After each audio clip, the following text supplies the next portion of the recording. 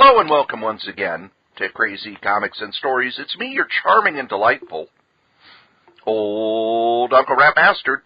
And at the other end of the series of tubes and wires that we call the internets is Joe, Crazy Writer. How you doing today, Joe? I'm not going to talk to you until you stop screaming. I haven't even started screaming. Ugh. Folks, you went out to get drunk last night? For those of you who love it when we break kayfabe, this will probably be one of the fastest turnarounds Cory will ever do, because we are recording this Sunday morning, and I don't know if Cory's going to pull a miracle and get it up Sunday night. Of course I will.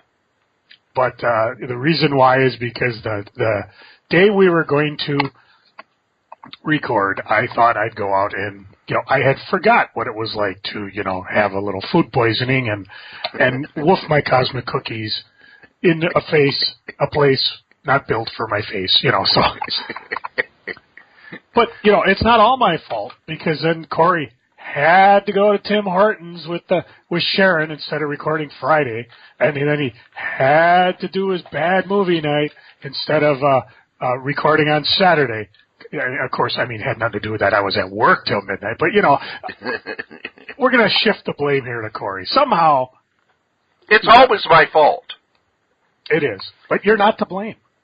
No, I'm always to blame. Let's remember that. That was taught to us in the past. I am always to blame. But then it's not your fault, because you can't be both. It's one or the other. You're just being greedy again. What have I told you about that? That I should quit cleaning people's apartments? No, actually, that I approve of, because you're the only one. Well, so do all the women that don't necessarily care to have you as a friend. Like, come on, Strode, clean my place. Clean my place, and then never speak to me again. What made this week so unique is that we had some really hot news that kind of swept over the comic industry. Although other news has since replaced it, we're going to go back and just cover, and we're talking, of course, of Bendis, that's Brian Michael to you, leaving Marvel and going to work for DC, which is pretty frickin' amazing, because, Bendis has pretty much been Marvel's mainstay. Oh, great googly moogly. Since about 2001, when he started on Ultimate Spider-Man. Yeah, Ultimate Spider-Man. And then 2004, when he took over the Avengers. Yeah, and if you look at it, and I've been reading his stuff, as you know, and that's actually in one of my geekings, because I'm reading not the omnibus, but the soft covers that they're doing with all of his work. It actually flows as like one continuous story through the different special events. And up until he ends it, and then, of course, Hickman took over with his crazy run. Bendis went to X-Men. And that's about the only time I saw when, and I think, Cory, you might agree, where we the roles started to kind of fall off. Because while what he did in the X-Men was pretty cool, it didn't seem like it had an ending. In Avengers, it seemed like his stuff came to a natural ending. It's like, okay, Bendis is done. Time for Hickman to take over. But in X-Men, it was just kind of over. Didn't really end up with anything. I wonder if somebody changed the idea. Like maybe he thought, okay, we're going to bring the X-Men, put them back in time. Or maybe somebody said, you know what, this X-Men, the young X-Men in the current time is actually pretty good. Let's leave them here and let somebody else do it. Well, in the past, one of the things that he did on his run in Daredevil, he ended it by having Matt Murdock in jail. And he talked to the next writer and said, hey, I'm thinking of doing this and letting you play with it after that. And it worked, because Ed Brubaker had an excellent run on Daredevil. He picked up right from where Bendis left off and played with Daredevil in jail and then moved forward from that. And it could be the same thing where the next writers they went to and said, hey, we're thinking of keeping them here. Are you okay with that? I'm sure he was, because he's like, yeah, my run's over. What you want to do with it is... Yeah, the X-Men conclusion I felt, and I agree with you that it didn't quite work, was the Beast going on trial. And the Beast kind of being the character that is going to pay the price for what he did. But I wanted to go back a little further. I wanted to talk about what Bendis did for Marvel when he came on. Because Bendis is one of these guys, I think it was like 8-9 years ago, they took a picture of all the main writers that were working at Marvel, and they called them the architects. And they are all gone, except for Bendis, who's now left. And I got to tell you, Bendis is in that category of writers where if he decided to write the phone book, I would follow. Yeah. You know, I'm not a big Iron Man fan, but he's doing his current run, and I'm sure it'll wind up. Whatever he goes with, I'm kind of like, yeah, I'm around with it, because eventually it'll be interesting to see where the payoff comes. And in Avengers, it was really good. I kind of dropped out of the Ultimate Universe after a while. Although I came back occasionally. Well, I can point to where I quit caring about the Ultimate Universe, except for Ultimate Spider-Man, and that was Ultimatum. Yeah, see, I didn't mind the book, but it was one of those, we're going to tip over the sandbox, and just because we can. And I was kind of like, yeah, I could see this happening. They're never going to get that extreme in the regular Marvel Universe. But then they had no follow-up for it. Yeah. I mean, they never really did follow. Well, what happened to Doctor Strange? Nothing. And then with Secret Wars, they kind of folded it all over. But yeah, we keep jumping back and forth in the story. Well, when Bendis came on, the way he came to Marvel, he had worked on his own stuff with Goldfish, Jinx, and then he got hired by Todd McFarlane to do Sam and Twitch. And he brought a very different storytelling style to Sam and Twitch. And when Joe Quesada came into Marvel, he was looking to shake things up like he had done with the Marvel Knights books. And one of the things that they told him was, we want trade paperbacks. When the X-Men movie came out, we did not have merch to sell. We didn't have trade paperbacks. We want trade paperbacks for when we have media projects. DC is kicking our ass when it comes to the backlist and in bookstores. And a lot of people forget that when Quesada was brought in, he was told, that's what we want. Which was actually kind of ironic, because at the time, Marvel was really bad at letting shit go out of print. It'd be like if a retailer got ready to order something, it'd be like, okay, I can order X-Men Volume 1, Volume 4, and Volume 6. But everything else is out of print, with no hope of ever getting it back in print. But one of the big things was they went to the current X-Men books, and there was no way to put out a trade paperback of any of the stuff that was being done. None. Because the big crossover stories were, 20 comics connected. And a trade paperback is usually between 6 and 12.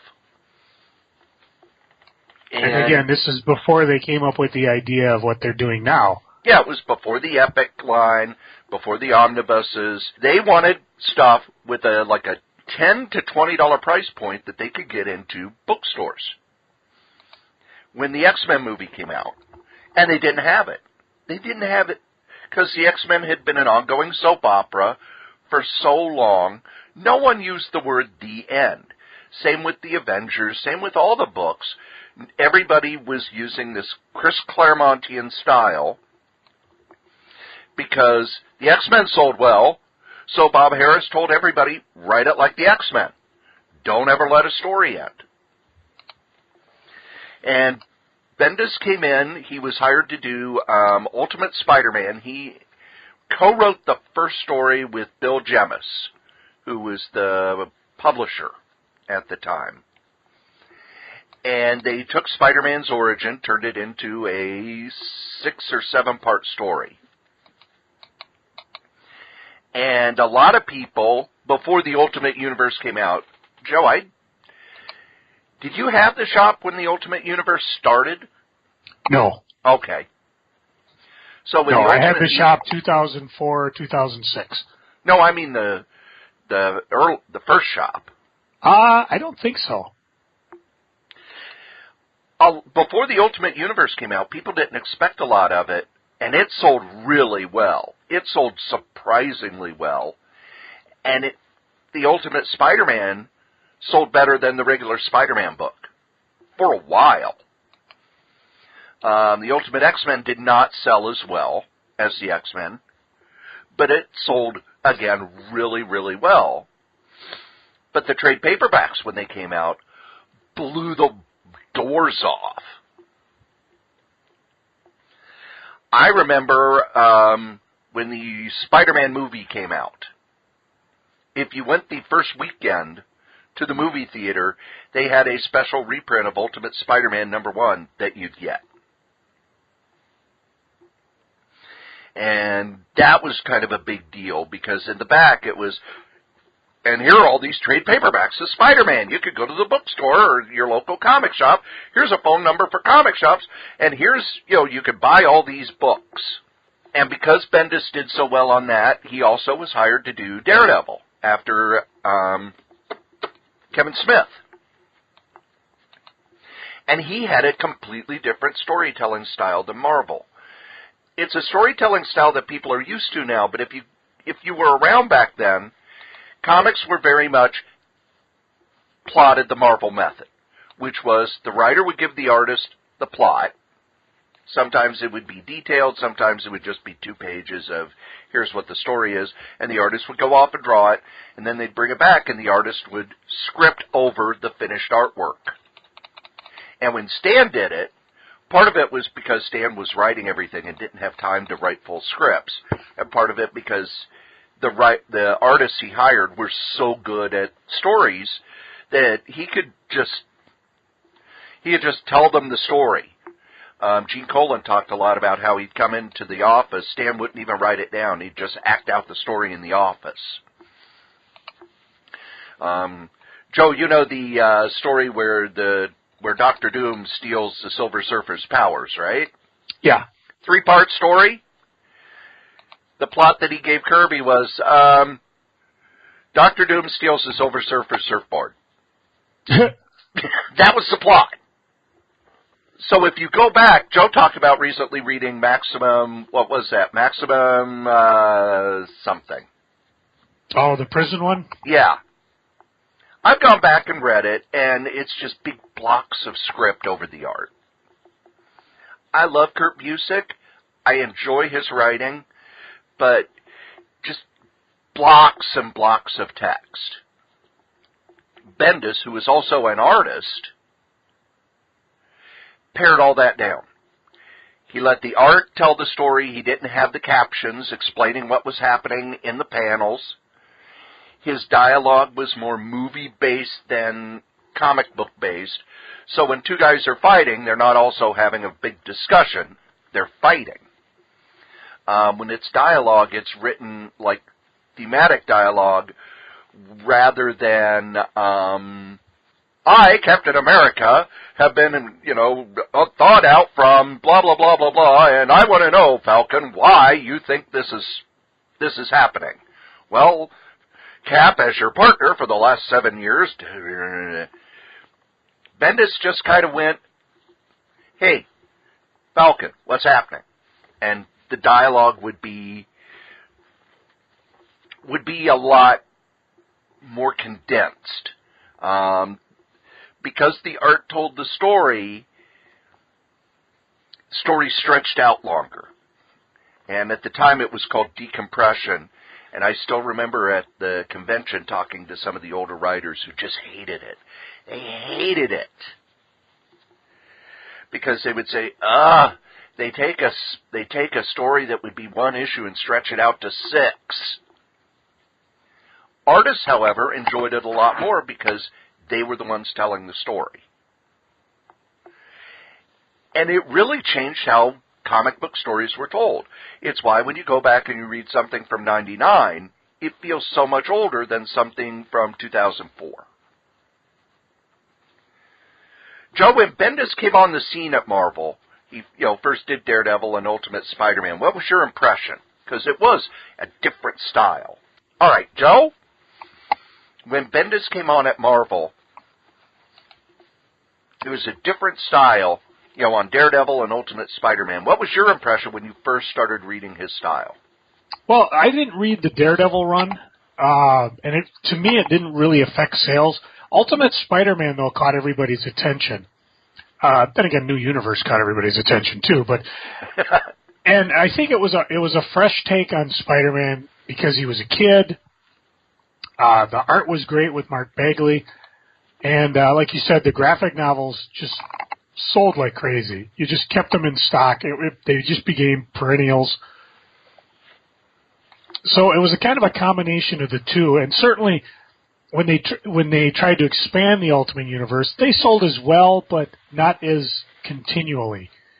Whereas people either hated or loved Miller's Ultimate Avengers, the Spider-Man one kept going pretty well.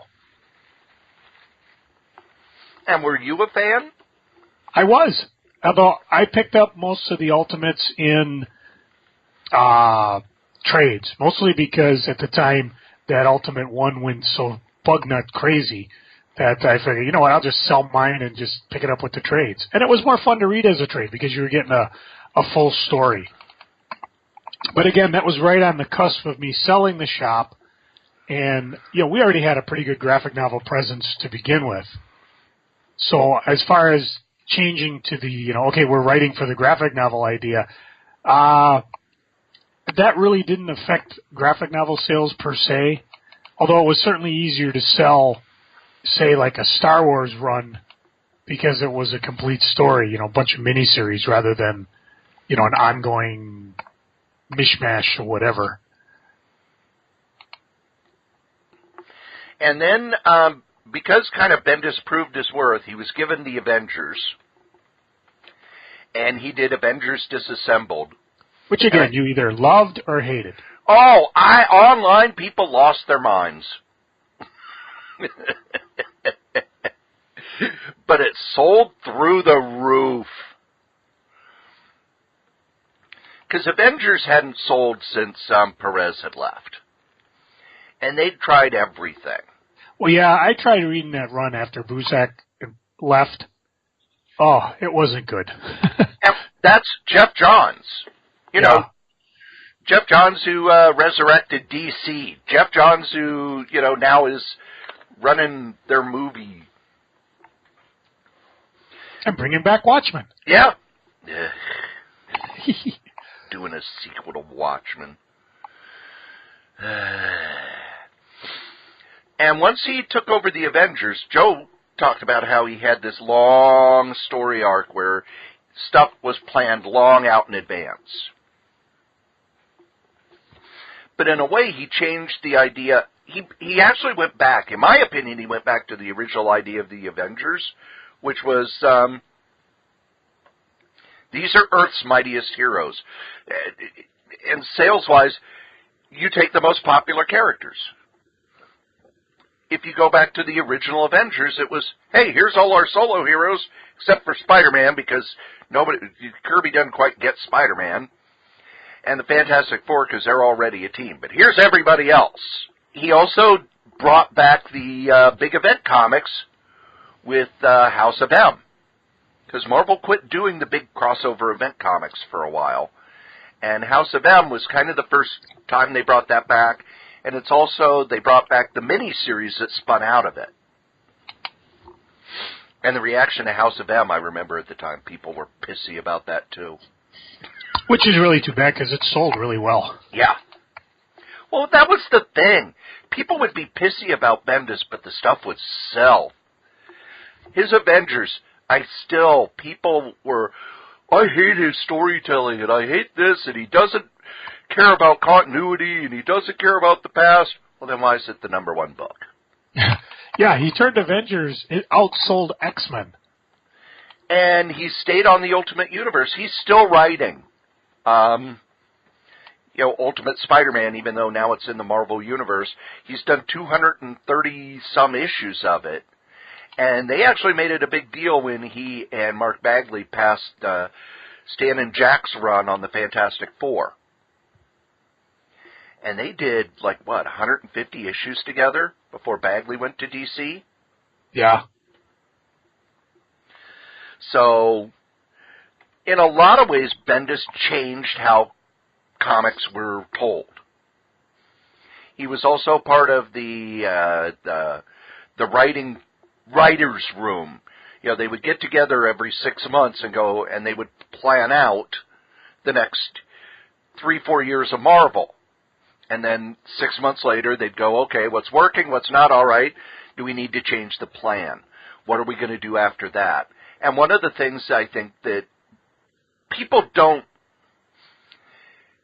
tend to get, because they don't think that way, is Bendis is a guy, he won't do anything until he answers the question, well, then what? No more mutants. Well, then what? Oh, okay, well, we're going to get back to this, and we're going to do this, and we're going to do this, and okay, we're going to have time get broken by Ultron. All right, then what? And a lot of writers, especially in comics, will just do the big thing. There will be huge changes. Then what? I don't know. But I think when his Avengers run ended, when he went over to the X-Men, he didn't make the X-Men the number one selling comic. And not everything he's done has been a huge, rousing success. I'm looking at you, Spider-Woman. Well, he did make Guardians of the Galaxy an interesting book. But it did not sell that well when he did it, which is weird. And, the other thing is that he did the first adult Marvel comic with Alias. And do you remember the outcry before it came out, Joe? I don't. Marvel's doing an adult comic line, and a lot of older creators and fans were furious about it. The guy who campaigned against it, I'm going to name names because I remember, is now a guy who's given the Alias book great reviews. Tony Isabella. Mm-hmm. Tony Isabella said that Marvel should not be doing adult-themed comics. The comics should still be aimed at the general market. That starting an adult comic line is death. First issue of Alias came out. He panned it, hated it. But by the time they did the first trade paperback, he was recommending it. And in a lot of ways, he's created some of the characters. There's a lot of talk about how he didn't create any characters for Marvel that, lasted. Jessica Jones had her own TV series. No one gave a shit about Luke Cage till he used him. He brought back a lot of characters that had fallen by the wayside. He made them more interesting. And what he used to say all the time was he knew that his time as the guy was limited. And he talked about how, in the 70s, Roy Thomas was the guy. And eventually he started to fade. And then Marv Wolfman was the guy. And eventually he started to fade. And he knew that that would happen to him too. But really, a 17-year run at Marvel, there aren't a lot of people who can say that they had a 17-year run as Marvel's kind of lead guy. And until 4 or 5 years ago, Bendis was also involved in the movies. He's the guy who wrote the post-credit scenes in Iron Man. So I thought before we get into what he will do over at DC, we talk a little about what our favorite Bendis books were. Joe? Oh, for me it was Avengers. I mean, I loved Kurt Busiek's Avengers, and it was one of the first Marvel books I read, starting way back with 200. You know, we always talk about Jim Shooter had that run, and for me it was during my golden age where I was just enthralled with it. And eventually I think I bought Avengers mostly out of habit. You know, there were a lot of good things, but it wasn't like such a fantastic book, especially not when you were comparing it to X-Men and all of, you know, back then there was only a couple X-Men books. Now there's a whole library of it. And so when he took it over, I actually, I mean, it was just amazing. I could not wait for the next issue of, you know, definitely New Avengers. I didn't really go for Mighty Avengers. I kind of backed out when Dark Avengers hit, but then I realized it was all part of an arc. Although I wonder, maybe you could tell me, Cory, did sales on Dark Avengers actually do that well? Oh, yeah. Okay, so again, it was just me. So, I mean, eventually it folds back into the main story. And I tell you, I'm having a fun time reading these huge Bendis Avenger books, because a lot of it's covering runs that I either didn't read, and also rereading some of it, which I just totally forgot about, you know, because you remember the high points of the story, but you always forget the minutiae details. It's always fun to reread it.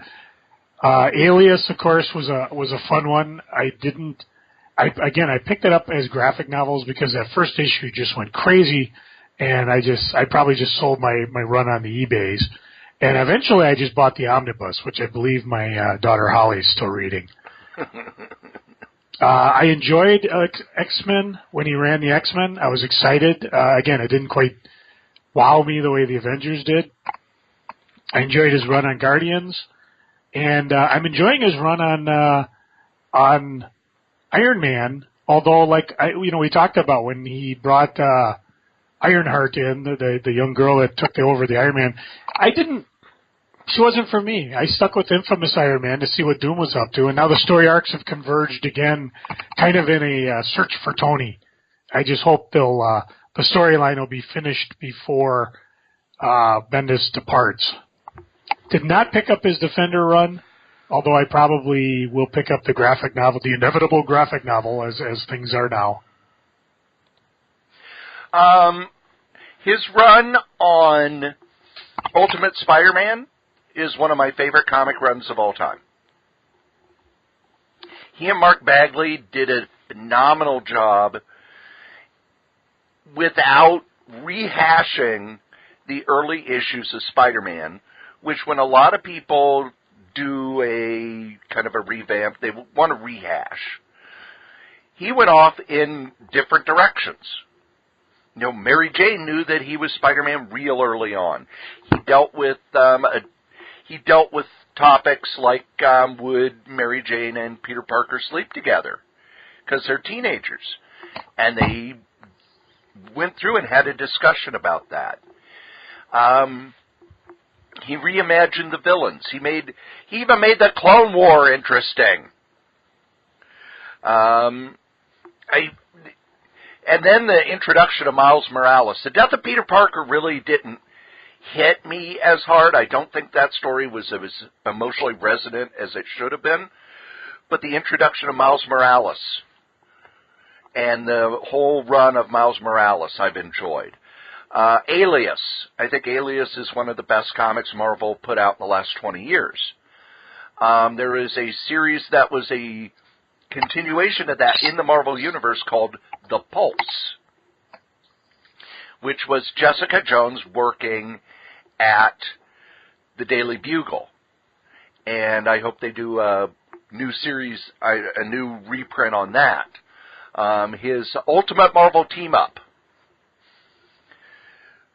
probably one of the coolest runs of comics in the 2000s, because what it was, he did kind of Marvel team up, but every issue was by a different indie artist, including people like Matt Wagner, Ted McKeever. It also had characters in the Ultimate Universe before they'd been introduced, so in a lot of ways it was a lot of the first introduction of that character in the Ultimate Universe. Joe talked about his Avengers run. I loved Dark Avengers. I loved the whole idea of Dark Reign, where the villains took over the Marvel Universe, and it wasn't just, one-shots. It was complete stories. I adored that stuff. I loved his run on the X-Men. I liked bringing back the original 5 into the current Marvel Universe. And his Daredevil run is a highlight for me. His Daredevil run, in many ways, kind of went back to the Frank Miller run, but it also was a new version of that, so it was more that style of storytelling, and you could see his love of crime stories in that, especially the whole thing where Daredevil's secret identity gets out. And if you look at that, in a lot of ways, that was when Marvel kind of got rid of the whole secret identity thing for the majority of their characters. The majority of their characters no longer have secret identities. And the ones who do, it makes it that much more special because it's not something every character has. I don't think everything he did was a success, but I'm looking at you, Civil War 2. But I think that overall, his run on Marvel was one of the better writer runs in a long time. And, we talked about his influence. He just changed how comics were done. He brought back full scripting. Before him, if you worked at Marvel, you did Marvel Method. And when he came in, he gave full scripts. And now the majority of people who work at Marvel write full scripts, which I think actually helps myself. Because how many times have you read a comic where it's really clear the artist went off and drew something that they wanted to draw, and the writer's having to change the story in the captions because it's, God damn it, I told you we needed to get here. Meanwhile. Or, I can't even think of a good example. But there were so many in the 90s where you'd read it and it's like, that's not what's going on in the art. What would you like Bendis to do when he jumps to DC? Everything. Slave that sucker to a typewriter and just keep him cranking. Now this is interesting because I've pretty much come to the conclusion DC has left me behind, because as much as I'm enjoying the graphic novels that they're republishing of the stuff pre-52, what strikes me sad is that a lot of that's irrelevant because it has nothing to do with the new 52. And sorry, DC, that's just a sticking point for me because, all these great stories that I've enjoyed just ain't relevant. Yeah, I can go back and read them over and over, but I have a hard time caring about the new spin on the characters. Although I do see, you're kind of slowly, you're not shifting back to the way they were, but you're kind of moving to your counterpart in the movies. It also comes a conclusion where, DC, I don't need 15 Batman books. It's confusing. Every time I open up a Batman and the Batman's in there, there's got to be a clone of Batman, because he is just in every frickin' DC book I turn around. I don't need 27 Superman books. I don't need 27 Wonder Woman books. In some way, they're taking the lessons that Marvel did and they're misapplying them and just like, oh yeah, well if one Batman book's good, let's do 27. I'm not saying don't use the supporting characters. If you want to do a Dick Grayson book or a Nightwing book or Red Robin book, fine. But I look at so much of DC and I just don't care. That said, I'm going to be very interested in what Bendis does. I would love to see him get a hold of Justice League and make it the Justice League. You know, right now you've got Justice League of America, which is everybody but the Justice League, which is like the clique of the big 6 or 5 or however many they have. Put the books back together. Really, I don't know if we need 27 Justice League books. Just one good one. And if Bendis does his magic on it, then you can branch off into a second one. Hence, New Avengers. It was just one book and eventually moved into other books. I'd like to see him maybe take some of the more obscure characters and see what he could do with them. It's really weird because DC's got so many characters, but the question is, do they work? You know, is it Chimpanzee Detective or Detective Chimp or whatever? Detective Chimp. Does that even work? Well, it did in the Bill Willingham book. What was that? How about Space Cabbie? Is that something that's really relevant in the? I mean, you look at all these old characters, and yeah, every so often they make a guest appearance, and it's kind of a nostalgia twinge. But is that something you could make a series on? Let Bendis sift through this toy box and see what he comes up with. You know, I told you already. I mean, Bendis could write the phone book, and I'd pick it up. I'm real curious to see what he picks up, and I'm sure it'll be kind of a love-hate thing where, you know, I never did read Bendis's Daredevil run. It's something I get to look forward to. Yes, it is. And so I'm sure whatever he gets, you know, there'll be things that I like it, or not for me, I'll bow out. Or I'll just wait for the graphic novels. So, you know, chain him to a desk, hook him up with feeding tubes, and just type. Well, he has always done like minimum 3 or 4 books a month. I think right now at Marvel he's doing 1, 2, 3, 4. Well, Iron Man went from 2 to 1, so they set that back with the Legacy. Yeah, but there's Defenders. Jessica Jones. Iron Man. Yep. And one of the things I find interesting is no one has said anything about his creator-owned books, which are at Marvel, but then again, he hasn't put out a new issue of any of those for a year. Yeah, although I did see a tweet saying that he would still be working on those at Icon. Yeah, whatever. Yeah, whatever. When I get a chance. Brilliant. Yeah, that had 2 issues. Scarlet. Took him 3 years to finish the first story, to finish the second story arc. United, the Mob book. He did the first story arc and then nothing. Powers. When's the last time we saw an issue of Powers? And the thing is, I enjoy his creator-owned books a lot, but they don't come out. I would like to see him take over Superman. Because I like when Bendis does a solo character.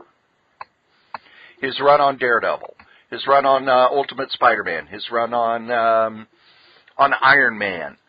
I like it when he does a solo character. His team books are really good if he's part of, you know, the big picture. You know, everybody's going to say, oh, he should take over the Justice League, he should take over the Justice League. When he came to Marvel, the Avengers was kind of the second or third league team, so I think at DC he should take over a book that used to be big, New Teen Titans.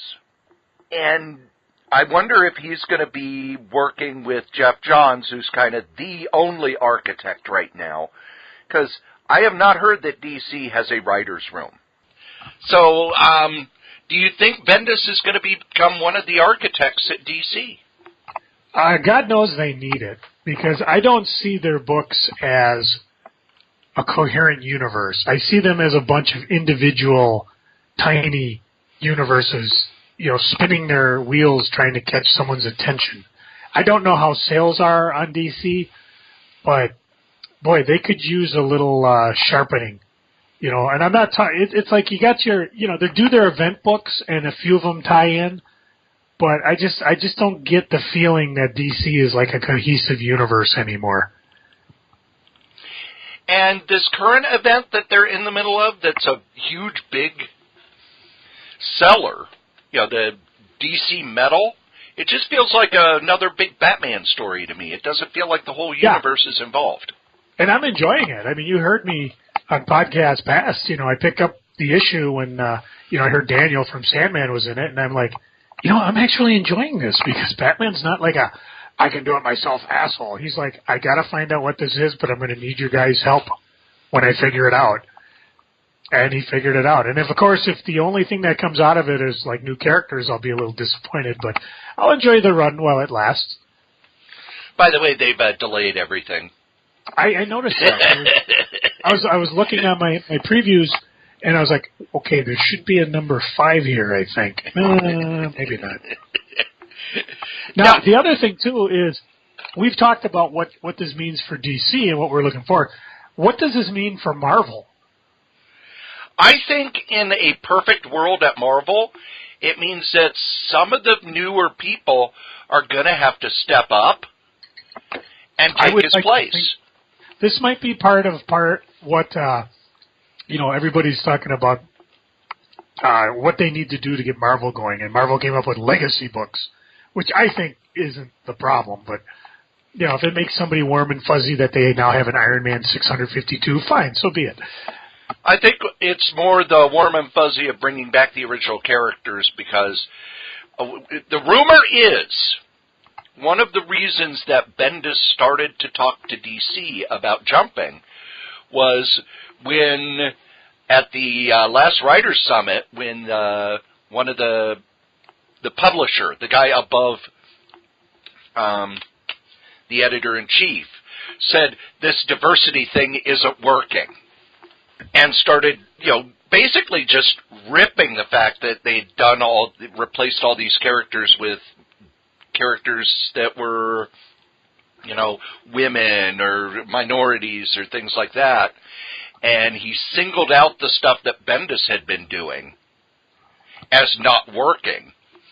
And Bendis did not take that well. There was also the fact that Bendis used to be involved in working in the movies and the TV shows. Well, he's not involved in the new Spider-Man cartoon. He's not involved in the movies anymore. None of the comic people are involved in the movies, but Dan Slott's the guy who's doing the Spider-Man cartoon, and other people are the ones doing the Avengers and Guardians of the Galaxy cartoons. So they kind of cut him out of that. And I've been in places where you're doing stuff and then you're no longer doing it and it feels like a demotion.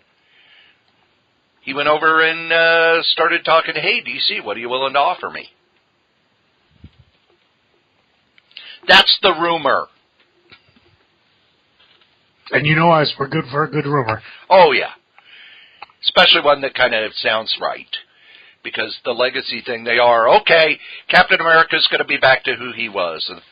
We're not going to call the Falcons Captain America anymore, he's the Falcon. And Tony Stark's going to be back as Iron Man. And this character's coming back, and this character's coming back, and this character's coming back. I don't know if that's going to make a difference. But if it gives Marvel a warm fuzzy, so be it. Yeah. Well, they got to do something. Oh, good stories would be helpful. Yeah, that'd help. But I think one of the guys who could really step up and take some of what Bendis did for universe building would be Jason Aaron, who's doing a phenomenal job on Thor, and who's really built that character out a lot, to where there's a lot more there than there used to be. And he did the same thing with Doctor Strange when he came on to Doctor Strange. He expanded the Doctor Strange, what Doctor Strange meant in the universe, and he created a whole bunch of new toys for Marvel. What I wanted to ask about, Joe,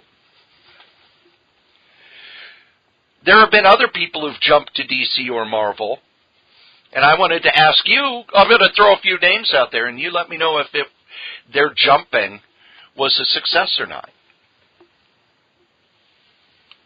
So are you ready? Sure.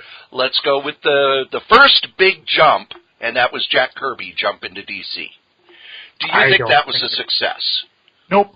It was a success in that it gave them Darkseid to play with, but I don't see it being a success. You're either into the fourth world or you're not. And I've heard plenty of people just say, you know what, whatever Kirby was trying to do just was too trippy. I've also people say it's the most brilliant thing they've ever seen. I can't deny, it really, again, Kirby gave them some tools to play with, and they've been making hay on it ever since. I hope the Kirby estate's certainly getting paid for it. But as far as him going there and jumping back to Marvel, I don't think it was the incredible coup that everybody thought it would, especially since they ended up canceling most of his books anyways. I would agree that the sales didn't do that well. He did give them a whole bunch of stuff that they're still mining today. Oh, hell yeah. DC's best book right now is Mr. Miracle, by far. But sales-wise, they didn't do that well that we know of because DC had no patience back then. No patience back then. And that was back when you would build up over time.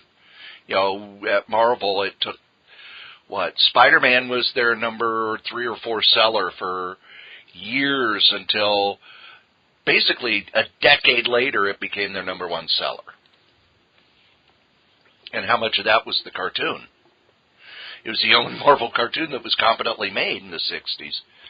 I think creatively it was a success, but sales-wise and for Kirby's satisfaction, it wasn't a success.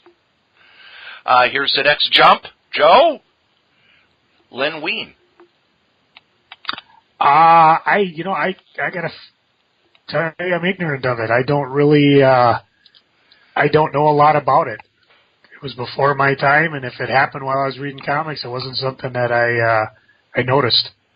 For me, I think that was a huge success, not for Len's writing, but for the editing.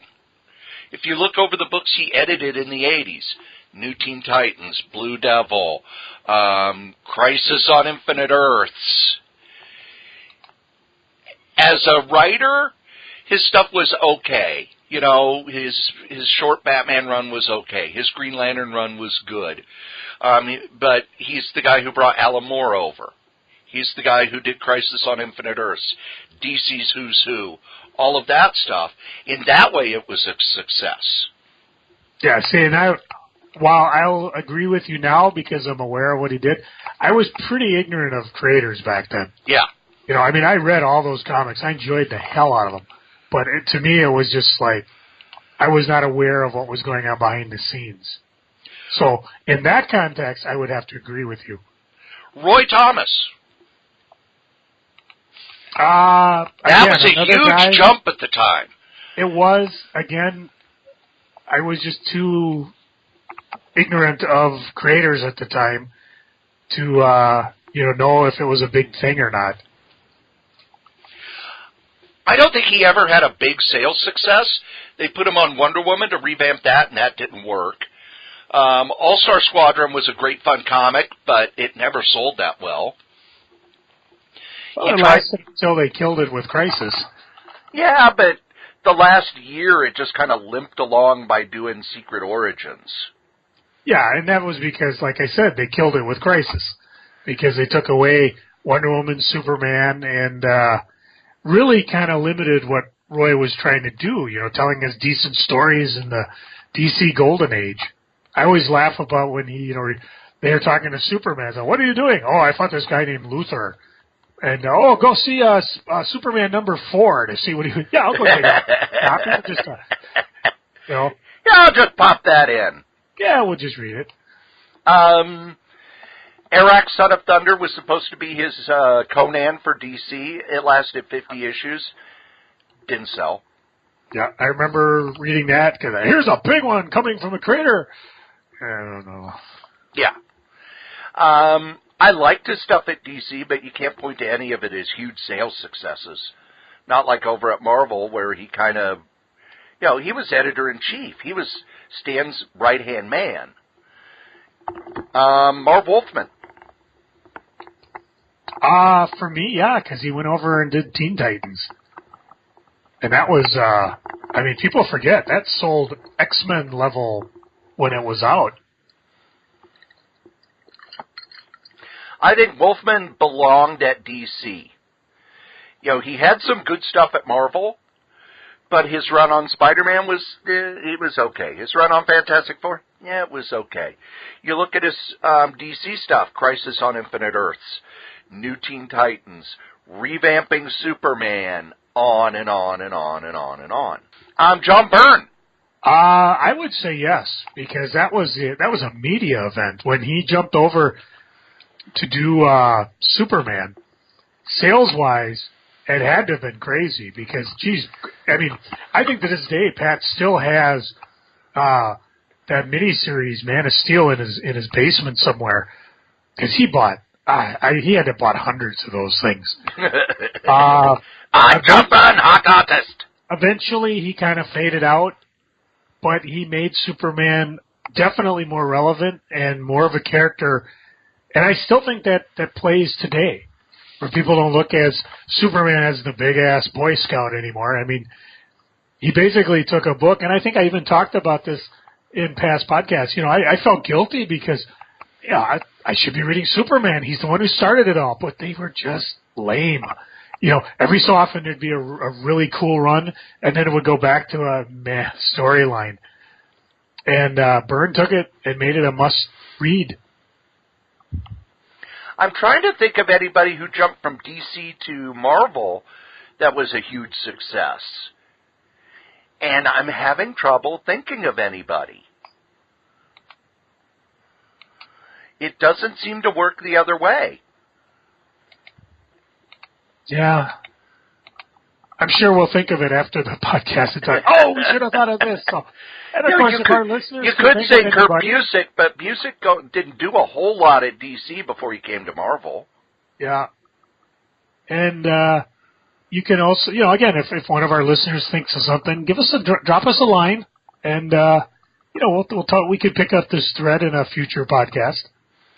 We will as the books start coming out. Yeah. And that's the thing. When Bendis does his first DC book, it's going to be the number one selling book that month. Because there's going to be this curiosity of, okay, what's he going to do? So there have been some where it's been a huge success and some where they just, I don't think Kirby ever worked in the DC corporate style.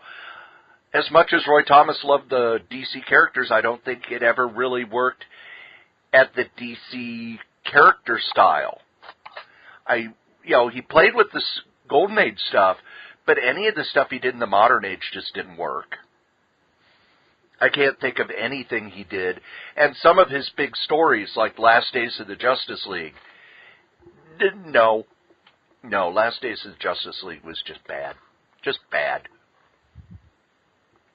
Justice League or Society? Oh, I'm sorry. Last Days of the Justice Society. Yeah, I'm going through my brain. I don't think I read that one. It's the one where we find out that the America versus the Justice Society was really good because it did what Roy could do, which is take a whole bunch of weird history and turn it into a story. Oh, you're talking the one where they got stuck in a little tiny globe that showed up in Sandman later. Yes, the one where they're fighting Ragnarok over and over and over and over and over and over. And And Roy said, he didn't have a lot of time to do it, and he was told, just get rid of the Justice Society. Just get rid of them. Yeah, we've had enough. They're getting a little arrogant. They're asking for a raise. I don't care. Get them out of here. Now, the other story that hit that doesn't have as much to do with comics, but has more to do with the movies and everything else, Disney is in talks to buy Fox. Everything except the news and the sports. They stopped talking. No, it's back on. There's nothing like a little media spotlight to get talks off. No, Forbes announced that the talks are back on. Good man, that Forbes. So there are a lot of people going on and on about how, this will mean the Fantastic Four and the X-Men will be back in the... I'm a little more, wow, that means Disney would own ABC and Fox Broadcast Networks, and look at all the cable networks they would own. I've always said I just signed, 90% of my paycheck over to Disney. Because I have heard that Disney's trying to sell ABC. And I find that a little weird because they really have... I think Disney has used ABC really well to leverage their other properties. And, you got the whole vertical integration because Disney creates TV series. Well, if they run them on ABC, that means ABC has a vested interest in keeping them on the air because then, 100 episodes, we could syndicate this, and that's more money for us. So, but I think the consolidation of media would be not good, personally. Because, say what you want, Disney has a certain look and a style from their kid stuff to their adult stuff. And you get rid of more and more of that diversity of style. Well, if you don't like that style, that's more and more chances you have to stay home and not go to the movies and not watch TV on their channels. But I would like to see the X-Men and the Fantastic Four back in the Marvel cinematic universe. It's a small world after all. I'm sorry, what? Well, you know who's not going to be consolidating and causing problems anytime soon? Our sponsors, these guys. That's right. Here at the Solitaire Rose Radio Network, we have ads, and our first sponsor is me. That's right. Your charming and delightful old Uncle Rat Bastard. I have my first book out with Dangerous Dan Moore. It's the first 100 strips of our online web strip, Worldwide News, the story of the lowest rated cable news network. And you can get yourself a copy with commentary, with all sorts of extras, with signatures and everything. Just email Dan over at lordshadowflame@gmail.com. Our top sponsor, who's been with us since day one, is DreamHost. DreamHost.com. You need yourself a website, and DreamHost.com is the #1 web host in the whole known universe. Just head over to DreamHost.com, put in the code KRAYZ, K-R-A-Y-Z, get $20 off your first year. How can you beat that? Our other sponsor is Graze, GRAZE.com. Healthy snacks for a healthy lifestyle.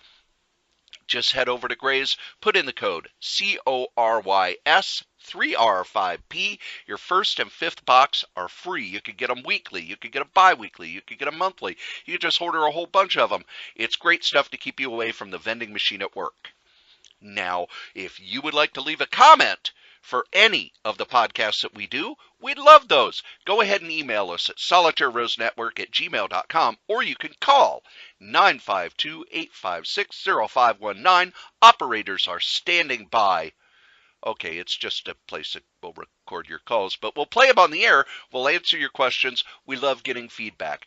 Tell us what you think. Ask a question. Suggest a topic.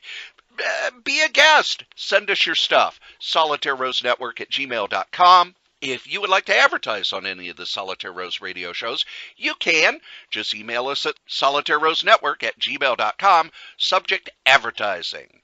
Thanks. And after we do the sponsors, I'm going to talk a little about the Solitaire Rose Network, Joe. Well, good, because Lord knows if there's one thing you like better than comics, pie, redheads, brunettes, omnibus, hanging at the home. I'm sorry, what were you going to talk about? I'm going to talk about the Solitaire Rose Network. Later on today, Dan Moore and I are going to be recording some episodes of Bad Advice. So Wolfie's going to be sexually harassing me, and we're going to answer your questions and giving you bad advice. Novelcast is coming up. New episodes of Solitaire Rose Radio are coming up. And Dave and Stephanie Caffell are still doing their thing over at Scrabbling Across the West. And maybe one of these days, Joe will do a solo podcast. Maybe. Possibly. As soon as I can find a microphone that works with my damn computer. Ah, there you go. And after we talk about what's coming up on the podcast, on the network, I run to the bathroom, and Joe talks about what's going on the eBays. And lots of things going on in the eBay, because as you know, once I got rid of my vast accumulation of crap, at least 19 boxes of it, now I'm going through the good stuff and some of the things that have sold. Actually, I was hoping Cory would be here. We'll wait till he comes back, and I'll ask him this one. Sex Criminals #1. My daughter gave me her run of Sex Criminals and decided she didn't want it. Sex Criminals, of course, is from Image, off our friends at atomicavenue.com. Susie's just a regular gal with an irregular gift. When she has sex, she stops time. One day she meets John. Turns out he has the same ability. Sooner or later, they get around to using their gifts to do what we'd all do, rob a couple banks. I'd personally probably rob a few comic stores, but that's a different subject. So, Matt Fraction, Chip, I don't know, something with a Z, Zardarsky, Sky, I might have had that right. He can call me, tell me if I got it right or wrong. So, first issue gone. You had a chance. The other ones are up there if you want them. Every so often, I have a comic book that I have to stop and think, do I really want to sell it? Because this one was Darker Image #1. The gold logo variant cover from 1983 has the first appearance of Max, of Deathblow. And the reason why I was hesitant to sell it was because I actually earned this one. This one was back when Cap City had their shows, and they were the retailer. It was like, I think the first Cap City show that Pat and I went to owning Hot Comics. And, of course, the guys from West went, and we went. And at the end of the retailer summit, Image had a dance. And one of the things they did is while you were dancing, if you did something or they caught their attention, they would give you a copy of Darker Image Gold. And obviously, since I have one, I did something good. But I know out of the 4 guys that were with us, 3 of us got one just by dancing. And, guys would do weird things. And, the Image guys up there that had the books, they were lording over like they were, giving Oliver Twist gruel. And so eventually I danced well enough and I got myself a copy of Darker Image. And then, we wanted to get going, and Dan Wiesemeyer was dancing. And to this day, I wish I could remember who we were dancing with. The poor girl who danced with all 3 of us. And I hope she got a Darker Image Gold eventually. But we were just waiting, and we were trying to get the guy's attention to give Dan one. And finally, I think we just ran, picked up Dan Wiesemeyer, walked around the room with him on his shoulders, and then the guy looked at us, tossed a Darker Image to us. Pat didn't want to dance with the girl, so we all took off. 3 of us got the Darker Image #1 Gold, and, occasionally I have comics like that have a story behind it, and I'm kind of like, I don't know if I want to sell it, but I'll always have the memories, and if I want, I can go buy another Darker Image Gold. This one was bagged and everything, and now I did hear Cory snuffle his way back. Cory, it's time to Ask the Strode. Now, here's the thing. We have a new part of Ask the Strode, and does Joe know? If one of us gets the answer right, the other has to give them a shiny new dime. Yes. Well, this isn't... Well, okay, yeah, I suppose that can work. Okay, hang on, let's see. Okay, got my dime here. Oops. Damn, I dropped it. Oh, well, I'll find it later. Cory, what is B.N. Puppy Cat? B.N. Puppy Cat? I have no idea in the world. Of course you wouldn't, because this is a Adventure Time cartoon based on, it's from a lady, Natasha Allegri, who worked on Adventure Time, and she made a gender-swapped characters, Fiona and Cake, and then she created, that was on Adventure Time, and then she created Bee and Puppy Cat, and it became the most funded web series project in Kickstarter history. And Boom Studio published an issue. My daughter was vaguely interested in it. I picked her up a first copy and never picked up another one. Now, do you remember what I told you? You remember the story of SpongeBob SquarePants comic and how much those were? This has a similar value to it. I sold mine on eBay for the princely sum of $20, and they're $20, and that was going low. Remember, because my thing on eBay's is to price it low enough to actually sell it. If you look on the guides, they say they're just cover price. Don't you believe it? It's just one of those books that, again, I don't watch Adventure Time cartoons. I had no idea who Natasha was.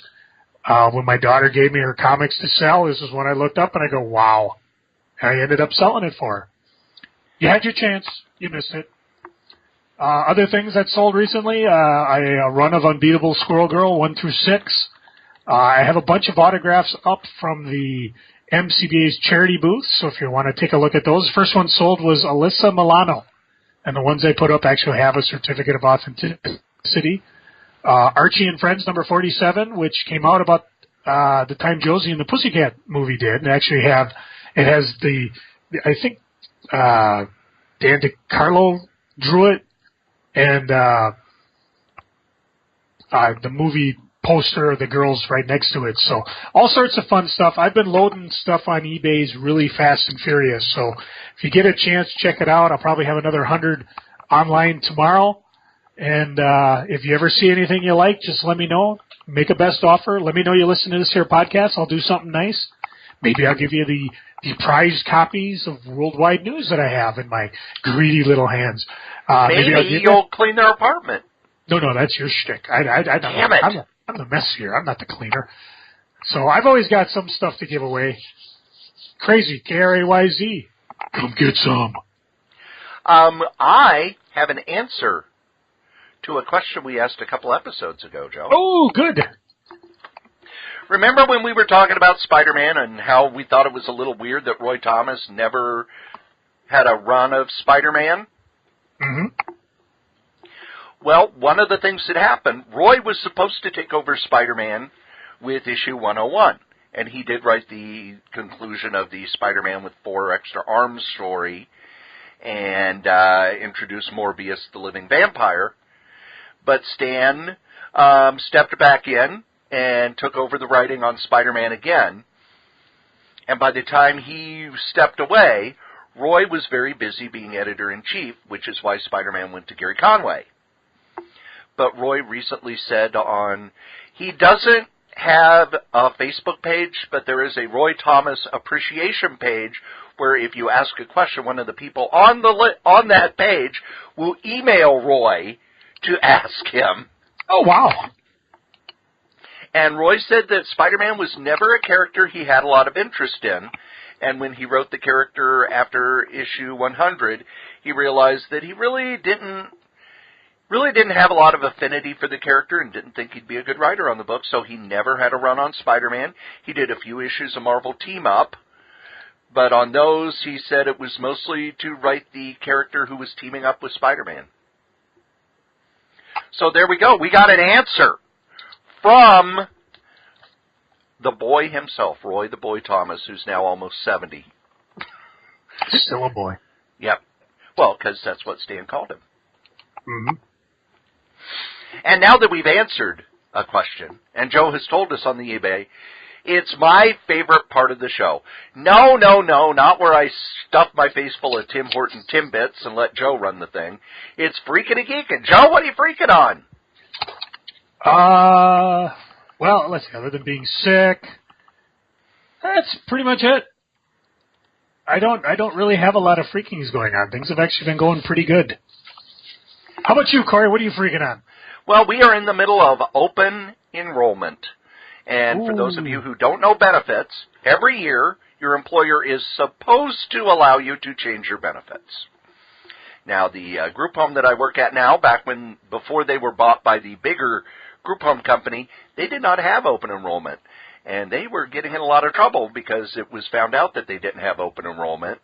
And when they got sold, the case got dropped. But they were being investigated for that. I have no idea who turned them in. None, no idea at all. But for open enrollment, for however long the employer says, usually 3 weeks, everybody in the company can change their benefits for the upcoming benefit year.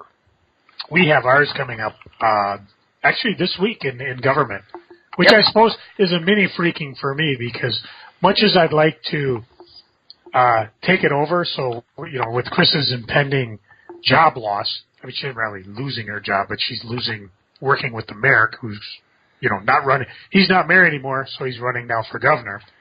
But her job's in kind of a flux, and I was like, well, I will take over the benefits, but her benefits get in place like in October, and I don't get mine till November, so we can never coordinate who could get a better deal. By the way, just so you know, Joe, if one or the other of you were to end the benefits, that is a qualified life event, and the other can change their benefits at that time. So maybe she could drop hers. I don't know. Yeah. We'll figure it out. Like I said, mine's actually start tomorrow, and that's when I'll start getting all the information. But it means people can change their benefits, and I was on 2 clients. I am now on 3 clients, all of which are going through open enrollment pretty much simultaneously. So I have been working 12-hour days at the full-time job, answering calls, and I'm really, really tired. Not even sleeping at the group home. I only had 1 overnight shift at the group home this week because I knew that the open enrollment would just drain me. And I don't mind talking to people about their benefits. I enjoy those calls. I don't mind telling people, when they say, tell me about this, I will go into detail. I actually enjoy that. The calls that hurt and are painful and make me want to crawl under the desk and never come out. I don't know how to reset my password on the benefit page. Can you read? There is nothing more painful than helping someone who doesn't know about computers try to follow instructions on a computer to set a password. I had one call where 5 minutes in, and I'd been talking to this person and giving them direction and telling them what to do for 5 minutes, and they kept saying, "Don't work, don't work, don't work," till I realized they had yet to open their browser, and they were doing all of it in a Word file.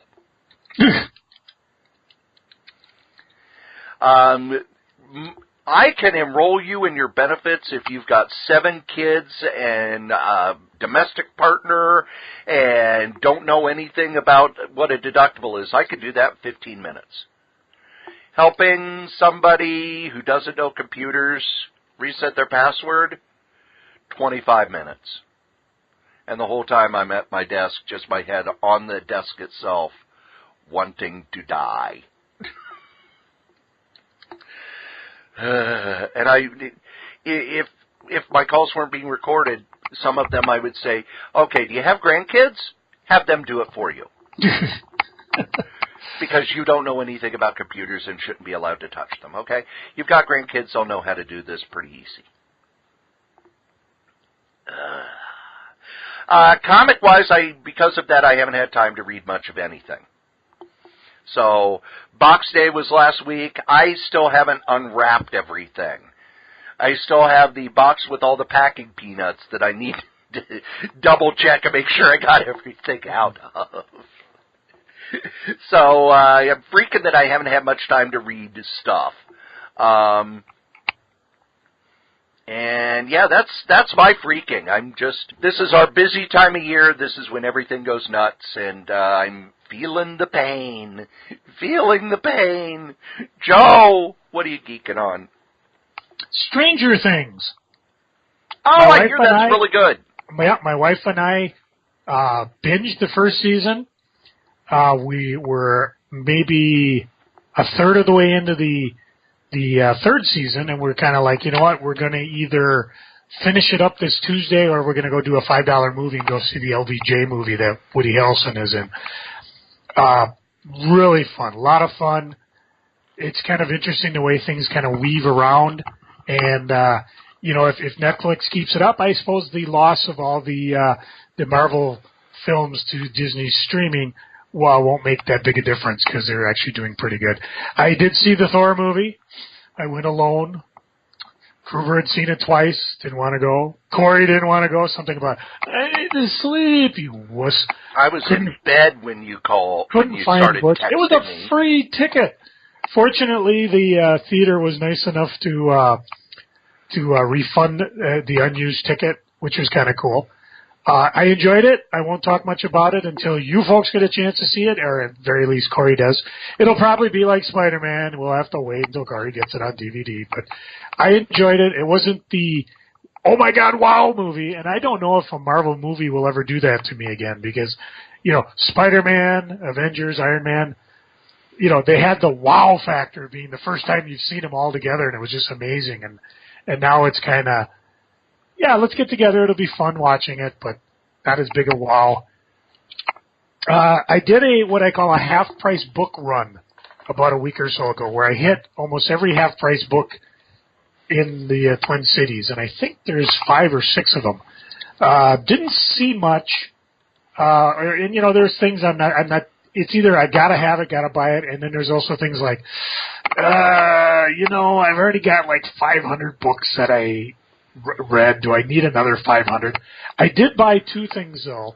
I did find, and Cory probably remembers. You remember the movie Dark Star? Yes. Yeah, it's I found the Alan Dean Foster, a Del Rey. The adaptation. Yeah. So Dark Star, of course, is a movie that Dan O'Bannon did it. It was his college project, and then they padded it up to make it a full-length feature. And John Carpenter, I do believe. I'm going to look that up, but I believe it's John Carpenter. And I enjoyed the heck out of it. Yep, John Carpenter's first film. If you can get to see it, check it out. I picked this up for a couple bucks. I also picked up a classic album collection of the Monkees for like $25. It's a CD of every single one they did, from Monkees all the way to Changes, which was the last album done that only had Mickey and Davey on it. And then they include a bonus disc with cuts like that. I have these in record album. I mean, I went through and Rhino had these in reprints. I picked up some of the originals at garage sales in the 70s. But now I have them all on CD, so I could probably blow them out. I applied for a new job, TSA-wise. So, what? We'll see if that happens. I don't think it will, because my theory is that whenever there's an application of something open at TSA, they have somebody in mind that they want, but they have to go through the process of, we had a fair and transparent and open policy, blah, blah, blah. But, I brushed up my resume. Chris helped me, and I applied for it, so we'll see if we get it. I did get in the mail a book from Steve Rude. The Rude dude. They were doing a Kickstarter, and it got waylaid because of a personal tragedy. And what they had done is said, hey, we're just going to fill this with extra stock. And hang on a second, because dummy me left it on the piano, which unfortunately is about 20 feet away from where I am. What's it called? Here it is. It's a copy of the Nexus Chronicle, which is a really big, heavy hardcover book. And I didn't get the autographed. I probably should have. If I'd have known it had been this long to get, I probably would have had him autograph it. So that was kind of cool. I mean, it's not what they were soliciting for, but it's nice that they did come through and actually, admit, hey, something happened.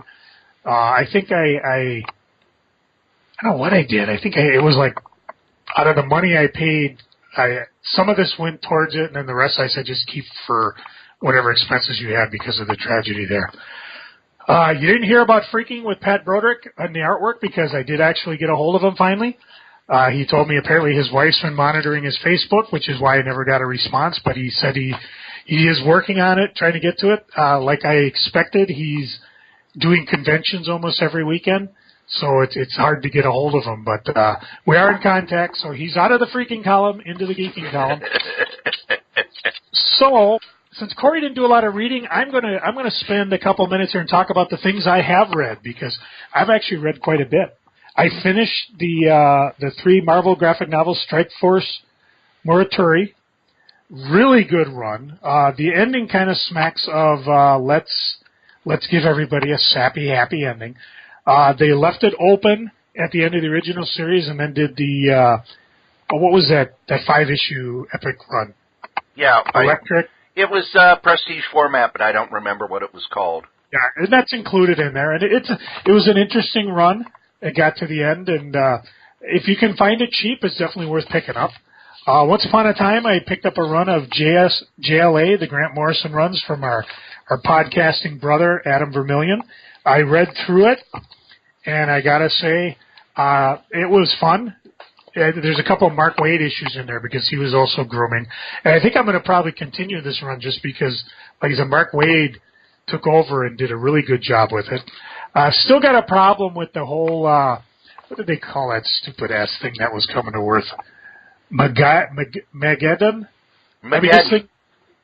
What did they do with it? It was a huge war machine, and it dwarfed the Earth the way, like one of the gaseous giants did. And at the end of it, they were just like, oh, we defeated it, everything's okay. Well, where did it go? They never really addressed it, which was weird. I read the season 3 to date of Keiju Max from Xander Canning. I'm telling you, Xander Cannon, that is, if you haven't read this, if you like giant monsters, or how do you say them? Kaiju. You really owe it to yourself to either pick up the issues or pick up the graphic novels that'll come out, because he has done a wonderful job. The gist is that, these giant monsters that roam and beat up the earth, they get captured and put on a jail island. Let's see, other things I read. I got caught up on Thanos through issue 12. A really fun run. And I don't know if they're continuing it. I know the series goes on, but I enjoyed the run. I think Lemire Patalata, I don't know. I'm terrible with names. You go look it up. Reread Swamp Thing 4950. This is the end of the American Saga. I just read it because I have the books that are going to go on eBay, and I didn't want to get rid of them until then. Of the legacy books, I caught up with Iron Man. Like I said, we talked about Bendis, and I'll ride this out to the end just because now they are finally getting around the search for Tony Stark. I picked up Amazing Spider-Man, Fall of Parker, which is really kind of interesting. They're doing a good job of explaining how Parker Industry is falling. But I do have, the only real problem I have with this whole thing is S.H.I.E.L.D.'s, and of course they're gone now anyways, but, and I remember I had to text Cory because as I'm reading this, I'm like, they're referring to the fact that S.H.I.E.L.D. is gone, and I'm like, what happened to S.H.I.E.L.D.? They got disbanded because of what happened in Secret Empire, which I haven't read, so. But I had a big problem with Nick Fury's attitude of, when he found out Norm Osborn was running a country and running weapons. Well, we just don't attack countries that do that. Dude, Norm Osborn is like public enemy number 1. That would be like if Hitler reestablished himself in a country and there wasn't anybody in the world that was going to attack him. He basically, this is what leads to the fall of Parker, because S.H.I.E.L.D. totally denounces him and makes him enemy number 1. And I'm like, that really stretches credibility story-wise, because Norm is such an evil person for what he did in Avenger runs and Dark Avengers and with Hammer and Sword and the Fall of Asgard. There is no way he could show his face anywhere. And if anybody, I just find it hard to believe that S.H.I.E.L.D. would be like, well, we're not going to attack him, even though he's sending out evil things that could, destroy, take over the world, and yet we're going to blame Parker for attacking him. A better excuse would have been, we had plans to take him down and you ruined it. And if this is the consequence. But other than that little brain fart blip, the story's been really good. I did read the first issue of Tick that our Doug Peskevich, he knows his name. He did the art. I don't know how involved in the story he is. Unfortunately, it's his only issue, so I guess that's off my list. I did read... Now, my question is, his humor is very brutal. And the Tick was always kind of very gentle, silly humor. Does his work fit the Tick? I thought it did. And it was because there's things going on where guys are dying, and Tick's pretty oblivious of what's going on, because basically it's killer clowns and ninjas have gotten together, and Tick, as you read through it, Tick's kind of having a existential moment where he's not quite sure if what he's doing is right or not. All he knows is he needs to get to Canada. And it does tie into other things previous. And as Tick's going through and Arthur's, worried about it, he's pretty oblivious to what's going on, other than when he sees a ninja, he needs to fight it. Or he sees a killer clown, he needs to fight it. But like we said, it's only the first issue. It's the last issue. As I said before, I did read the latest Avengers by Michael Bendis, Complete Collection number 2. This one covers, the 2010 run of Avengers, 12.1, which is kind of a leader up to Age of Ultron, and issues 13 to 24, and it also puts together Avengers Assemble, an oral history of Earth's mightiest heroes, which was extremely hard to read in the comic book, because it went through all the different Avenger comics, but when you get it down and you read it as a book, and this is basically, this is a good third of the book, it actually is a lot of fun to read. There are a couple times you got to scratch your head where you'd be like, I don't know if an Avenger would reveal that publicly, and there's even a few other times when they kind of talk about, Scarlet Witch doesn't want you talking about that, but especially when they talk about her falling in love with Vision. But it was a fun read, finally getting it all together as one. The only negative I had was, I can't have anything nice. Part of my, I set something wet down by this, because I was reading through the book and I suddenly realized, how when you've seen something that's been wet and it dried out and you get the kind of crinkly thing? And I found that on top of the book, and I was like, dang, I can't believe it got sent to me that way. And then I was going to call in and say I got a damaged book, and then I saw the bookmark that I stuck in it was that way. So it must have been something I did. I can't have nothing nice.